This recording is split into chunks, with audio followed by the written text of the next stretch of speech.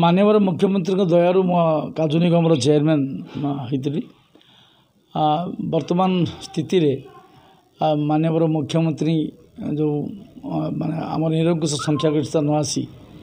आम सरकार रू जाइए आम तेणु मो दुख करुँची माननीय मुख्यमंत्री नेतृत्व में ओडिशार जो प्रगति घटी जो किसी उन्नति घटी गरीब मध्यवर्ती एवं धनी विभिन्न वर्गर लोक एवं शिक्षा स्वास्थ्य गमनागमन विभिन्न क्षेत्र में जो भाव उन्नति घटी तथापि कौन गोटे घटी गोटे सुनामी भाया गोटे घटला शासन भार माननीय मुख्यमंत्री अपसरले एवं तत्सत आम भी माननीय मुख्यमंत्री जो पद देते पद की भी ठीक संभाळीचु आम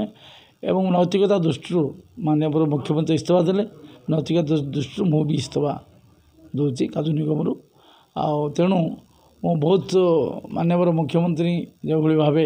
शासन को जो भाव सी संभाली मुझे धन्यवाद देवी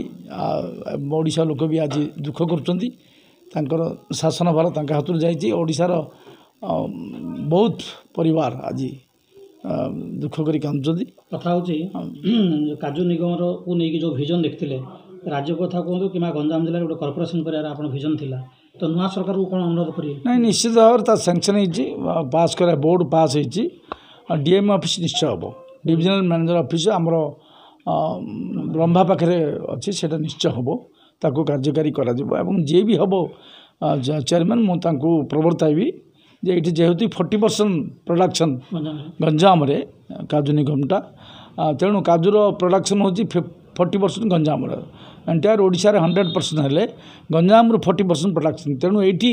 चारा विभिन्न प्रकार चारा ये सृष्टि होगा दरकार चाषी की एनकरेज करवा दरकार एवं ये चाषटा हूँ धान चाष टू 5 गुण प्रॉफिट तेणु ये आम डेभलप करवा दरकार गोटे कॉर्पोरेशन ये हवा दरकार ये डीएम ऑफिस हवा दरकार एवं सैटेलाइट नर्सरी भी चारा पाइबा व्यवस्था हवा दरकार तेणु मु 2 वर्ष ये पद रही आज इस्तीफा पत्र का पठें माननीय मुख्यमंत्री पाखु मुख्यमंत्री ऑफिस पाखु पठेची मु पठेची तत्संग आपण मानक मते जनइली विधिवत भाव इस्तीफा देली आ मो इस्तीफारे मो दुखित नुह शासन आसब जीव ए दुख कर आवश्यकता ना आम तो जनसेवार अच्छु रही लोक सेवार रही जमी रही एवं भी मत भी काजू निगम ये जे जेहेतु से वृक्ष रिलेटेड सेटा जिते वृक्ष काजू निगम गछ हो पार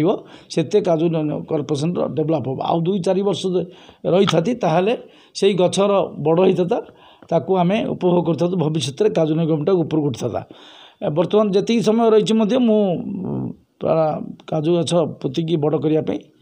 चेष्टा कर।